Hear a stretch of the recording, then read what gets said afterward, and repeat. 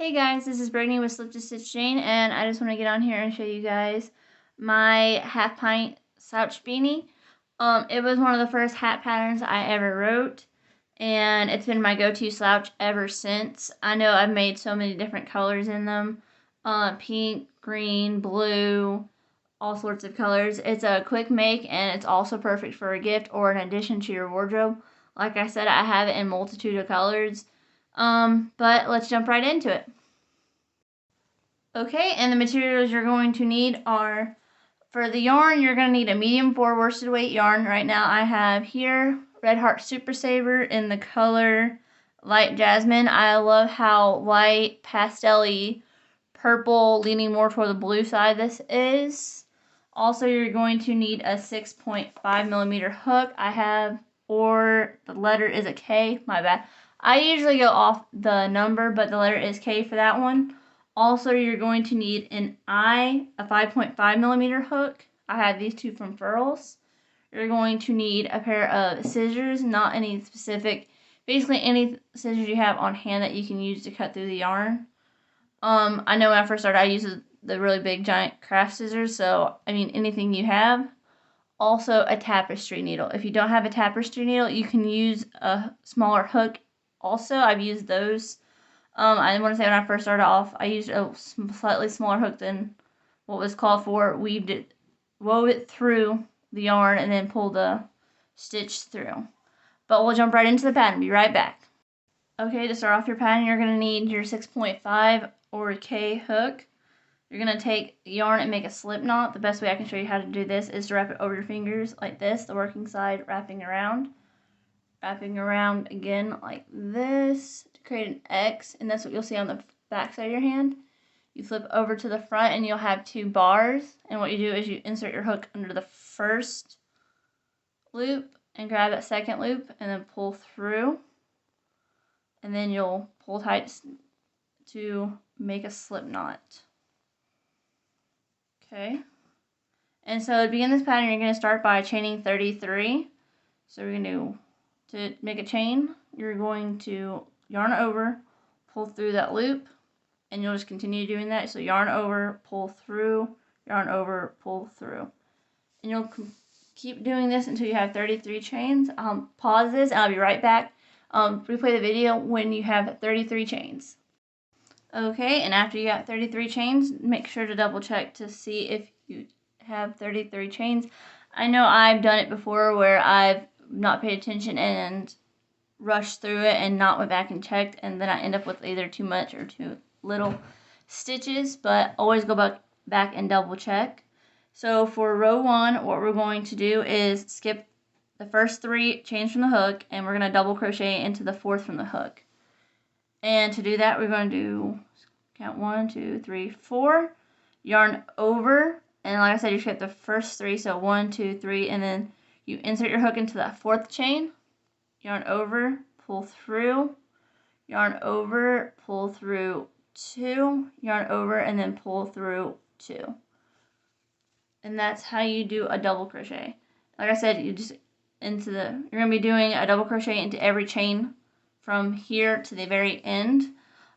This first skip 3 right here is going to count as a double crochet in round 2. From now on, you won't be, after row 2, you won't be working into the chain 3 space. But, like I said, you're going to double crochet into every chain across. So you're going to insert your hook into the next chain, or yarn over, insert your hook into the next chain, yarn over, pull through. So you have 3 loops on your hook. Yarn over, pull through the first 2, yarn over, and pull through the last 2.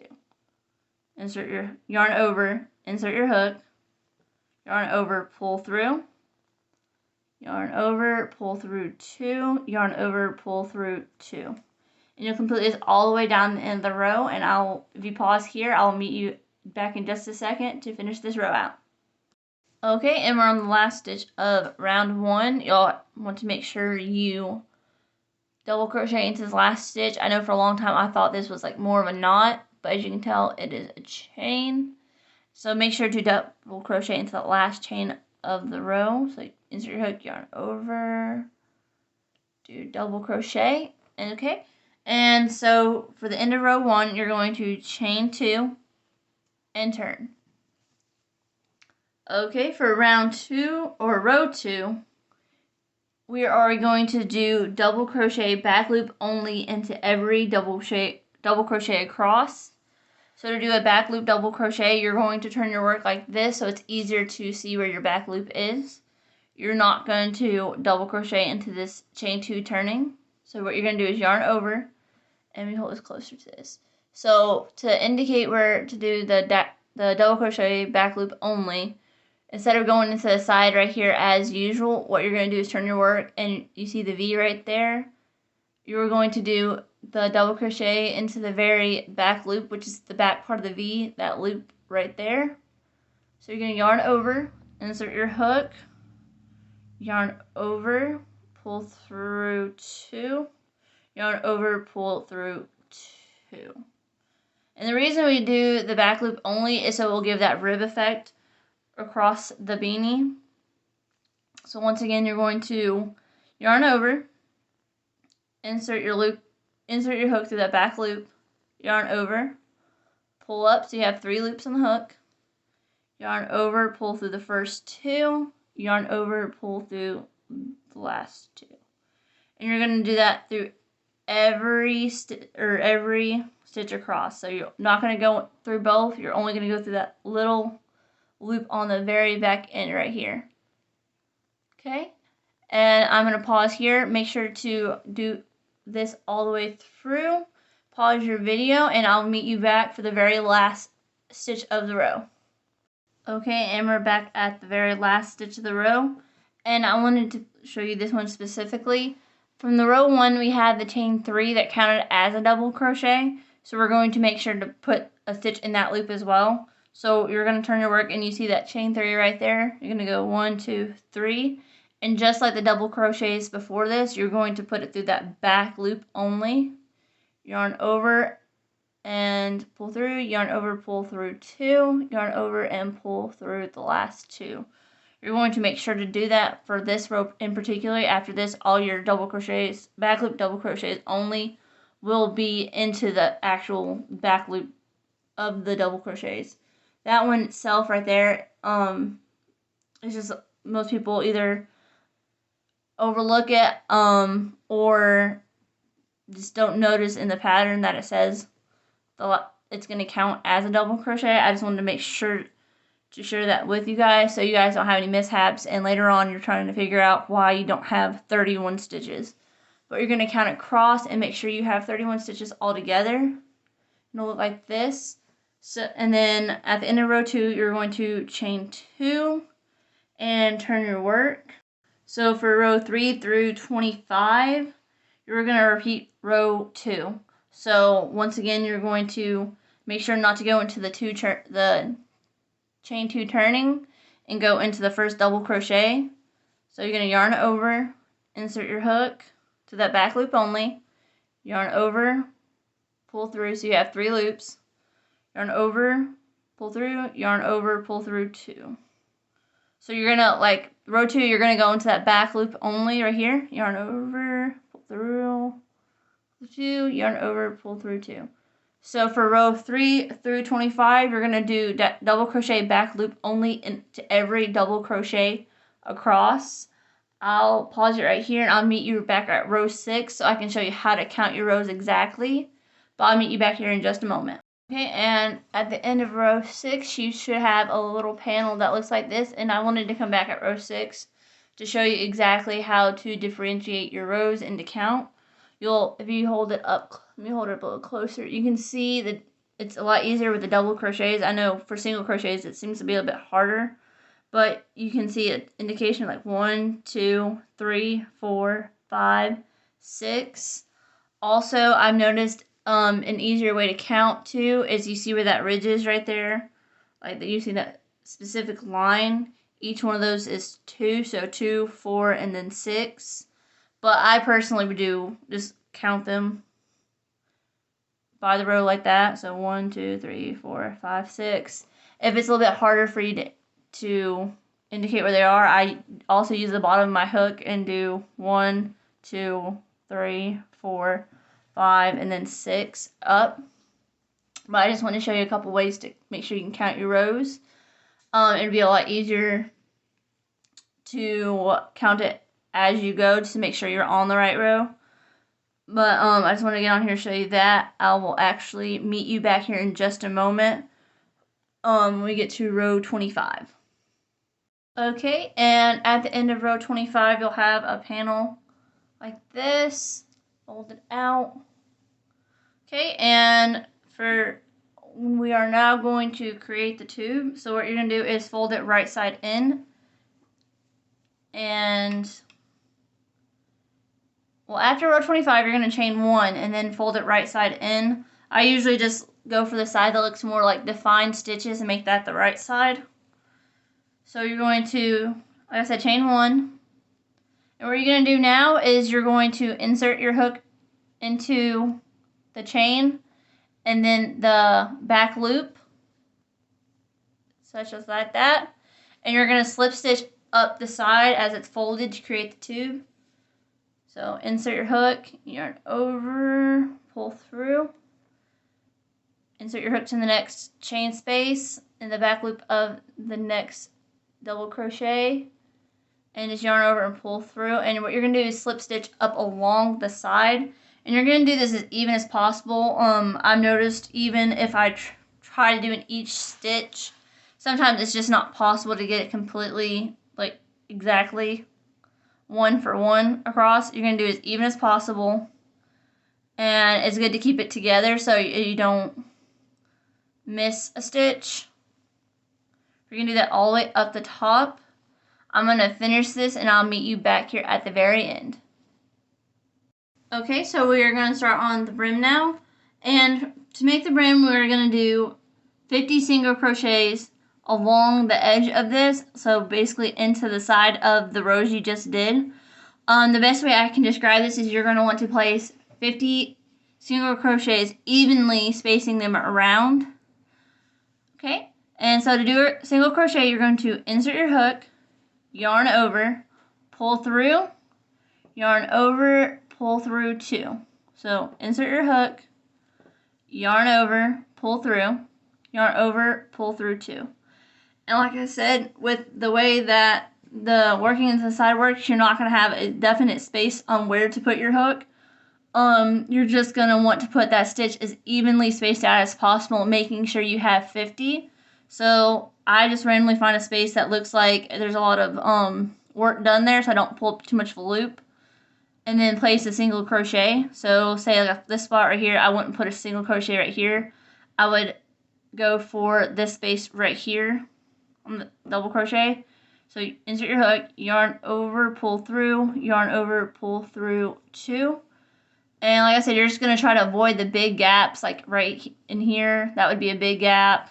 I'd say right here would be probably a big gap. You're going to want to get somewhere that's kind of has a lot of tension right there, like tightness. So it works as evenly as you can. But I'm going to meet you back at the end of the row of the brim after you have 50 single crochets.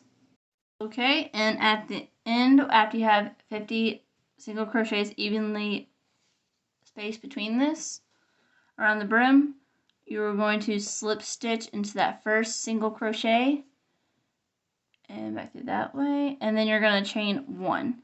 And this is where the 5.5 millimeter hook comes in. You're going to switch to a 5.5 millimeter hook right here. Insert your hook.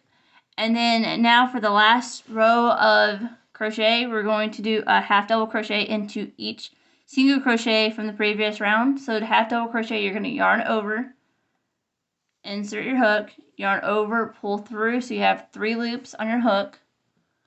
Then you're going to yarn over and pull through all 3. Okay, so yarn over, insert your hook into the next single crochet, yarn over, pull up. So you have 3 loops on your hook, yarn over, pull through all 3 of those.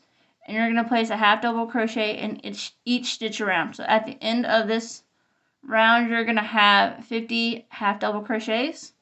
So like I said, to do half double, you're going to yarn over, insert your hook, yarn over, pull through, Got 3 on the hook, yarn over, pull through all 3. Okay, and pause this and continue to do that, and I'll meet you back at the end. Okay, and after you have finished crocheting one half double crochet into each single crochet around, so you'll have 50 half double crochets all the way around. You're going to insert your hook into that first half double and then slip stitch through.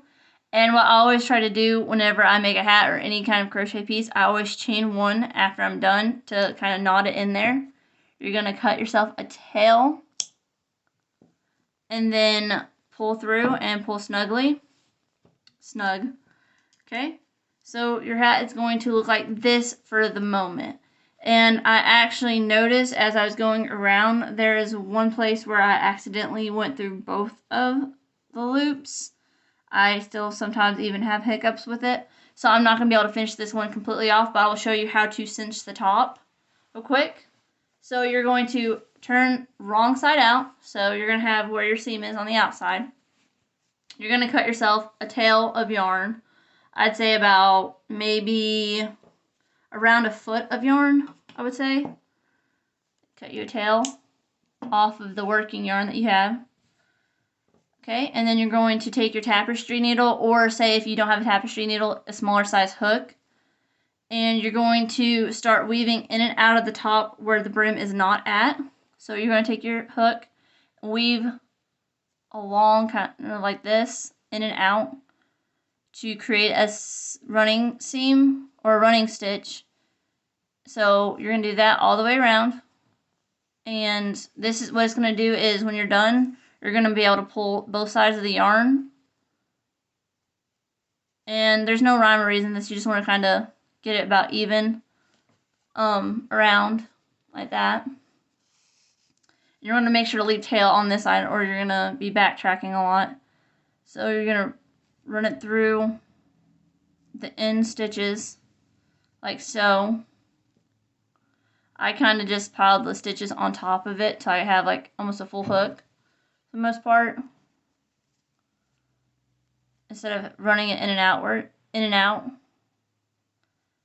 Okay, and go there, that stitch, and then pull, just to kind of pull it through, so I don't have to keep weaving the needle in and out, but you can weave the needle in and out. That works too. I do it for the first bit, and then I start pulling the yarn over to it to put it on top of the hook, or the needle, my bad. Such and such, okay, and it takes like maybe less than 2 minutes to do it. Okay, and then you're going to grab it, and you'll see you'll have like the top will somewhat look like this. You're gonna grab both sides of the yarn and cinch it as tight as you can, and then you're gonna tie it and like knot it, and then you're gonna run this through and then cinch it a little bit more. So you're gonna cinch it like this and then tie it like that, and then you're gonna take your hook, right?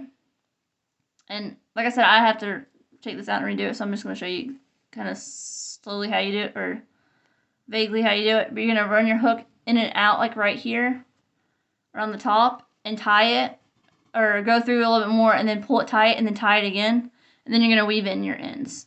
But at the end, I'll pull this tight enough right now to show you how it's gonna look outside. You're gonna take it and flip it right side out after weaving in your ends, and then you're gonna have yourself a half pint beanie. Let me zoom this out a little bit so you can see a little bit better. Okay, so right here you have a beanie, and after you get used to the pattern, it will probably only take maybe an hour, maybe a little bit longer to do it, depending on how you crochet and the speed you do, or at the speed you can crochet. But I love making these up. I made them up as gifts. I made a lot up for myself and for my boyfriend. If you want to make this for a gift and say you want something add a little bit extra, I was thinking about it. You could honestly buy little enamel pins, or little pins from fandoms or their favorite fandom movie singer, stuff like that. And you can put little pins on here. That would be very cute. I know I have one that has World of Warcraft leather tag that I bought off Etsy, and I sewed it onto it. I have some that just have enamel pins from the gaming stuff that I do. Like I have War Machine pins and Warhammer pins that I put on them. But yeah, you could do that. That would be cute. Also, say if you wanted to match it or mix it up a little bit, you can do this all in one solid piece. One solid color for the top part of the hat. And then on the rim, you can do a different color. All you would have to do is tie on or slip your different color yarn to it. That would be cute. Or if you want it to be a little bit slouchy, you could maybe add a couple more rows of the brim on. That would also be cute. We do have this pattern available on our Etsy, ad-free as a PDF, if you were interested in that. We also do have it for free on our blog. Our social media will be linked in the description. We have our TikTok and our Instagram will be in our description if you want to go look over there. I do wear this quite often with different outfits. But you guys have a magical day. Bye.